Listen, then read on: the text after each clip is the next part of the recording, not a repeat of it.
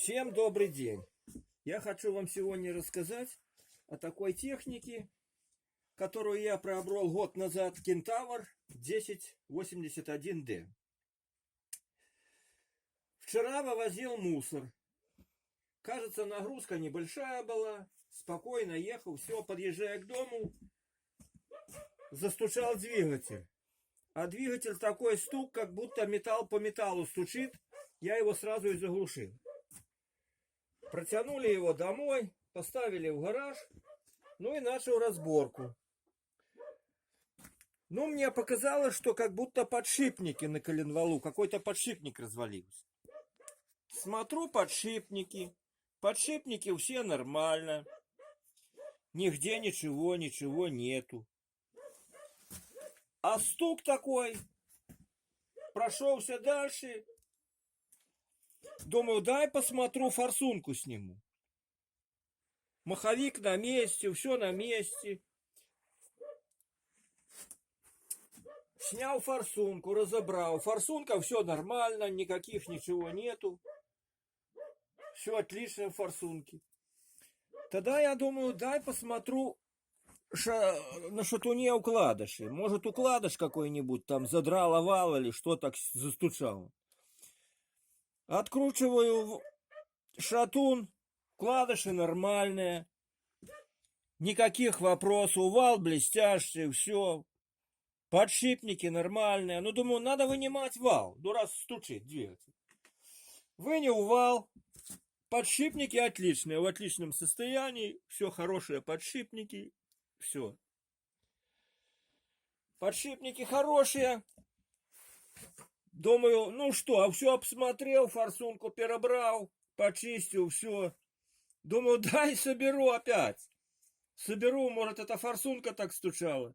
Собираю опять все на ключ. Стуки, что сильнее, я думал, двигатель разорвет пополам. Все, я быстрее заглушил, все. Вынимаю коленвал по новой. Ну и думаю, надо лезть, головку вскрывать, вынимать поршень. Думаю, раз такой стук. Ну, а на всякий случай снял фильтр. Вот он, фильтр этот. Вот он. Такой фильтр. В нем водичка была, там фильтр водой троху был заполнен. Там все, фильтр, это все почистил. Снял насос высокого давления, форсунку. И думал, что может все-таки насос стучит или форсунка. Ну, Али все равно начал разбирать по новой. Все. Вынял вал. Все обсмотрел. Все, думаю, повязу насос, форсунку. Надо форсунку проверить на давление.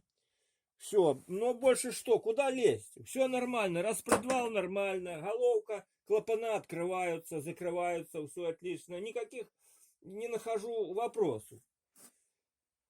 Ну, я тогда что? Думаю, надо по новой вал вынимать. Вал вынимать, думаю, и буду вынимать поршень. Вынял вал, посмотрел, все, опять же по новой рассмотрел лучше. И давай форсунку проверили на давление, насос, все нормально. Ну, думаю, дай соберу я его по новой. Может, вода попала у насос куда. Вот стук, может, такой, как... Может, это топливная аппаратура так стучала, форсунка или что. Ну и начал собирать по новой. Думаю, еще раз соберу. Ничего не нашел. Собираю. Вот вал поставил уже на место, все. И обнаруживается такая ерунда. Хотел ставить маховик. А тут обнаруживается, что вал лопнувший. Вот, идет шпонка. Вот трещина. Сюда пошла и сюда. И вон она еще... Вон. Выломала где? Вот там. На шпонке, вот она трещина, вот. И вот сюда пошла трещина, вот так, вот она, вот, трещина. Я когда откручивал гайку, гайка застопорена, все было.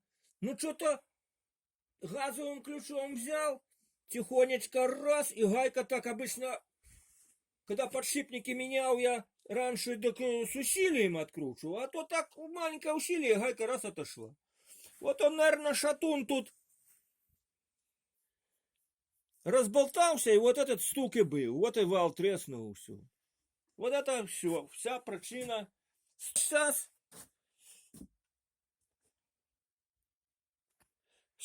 мы приобретем вал новый.